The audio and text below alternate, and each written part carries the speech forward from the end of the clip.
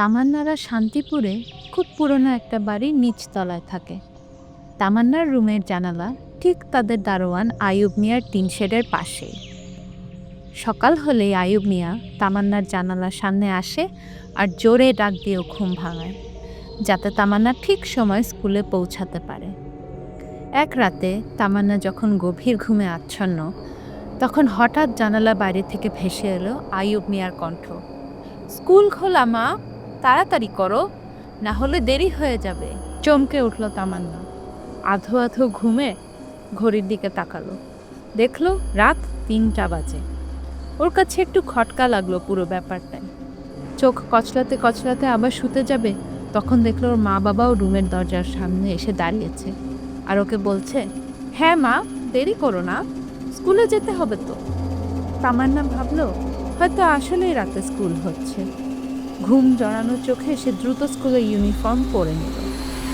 আইয়ুব মিয়ার সাথে স্কুলের জন্য রওনা দিয়ে দিল। পুরোটা সময় তামান্নার মনে হচ্ছিল সে স্বপ্ন দেখছে, কিন্তু স্কুলের গেটে পৌঁছাতে দেখলো সত্যিই স্কুল খোলা। মাঠে ছেলেমেয়েরা খেলছে, ক্লাসরুমে টিচাররা চকবোর্ডে লিখছেন, ক্যান্টিনে হইচই হচ্ছে।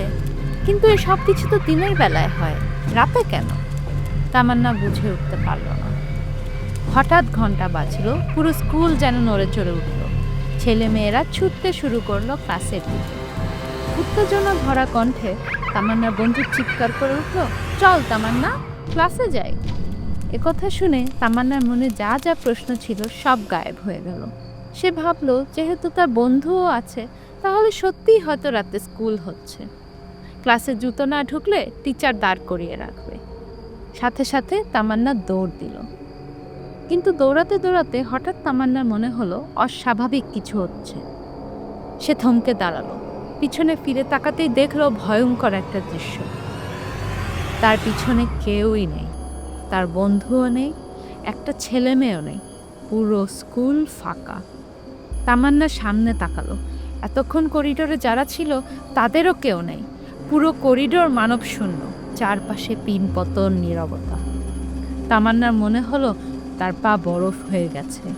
এই মুহূর্তেই তাকে অনেক জোরে দৌড়াতে হবে, কিন্তু কিন্তু তার পা চলছে না। বুকের ধরফর শব্দ তার কান পর্যন্ত চলে আসছে। তামান্না চিৎকার করার চেষ্টা করলো, কিন্তু মুখ দিয়ে কোনো আওয়াজ বের হলো না। হঠাৎ আবার ঘন্টা বাজা শুরু হলো।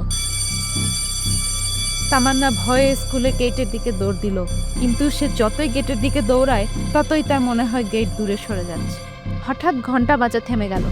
তামান্না আবিষ্কার করলো সে স্কুলে বটগাছের নিচেই গোল গোল ঘুরছে। তারপর তামান্না কি বের হতে পেরেছিল, নাকি রাতের স্কুলের অদ্ভুত জগতে চিরদিনের জন্য সে আটকে গেল?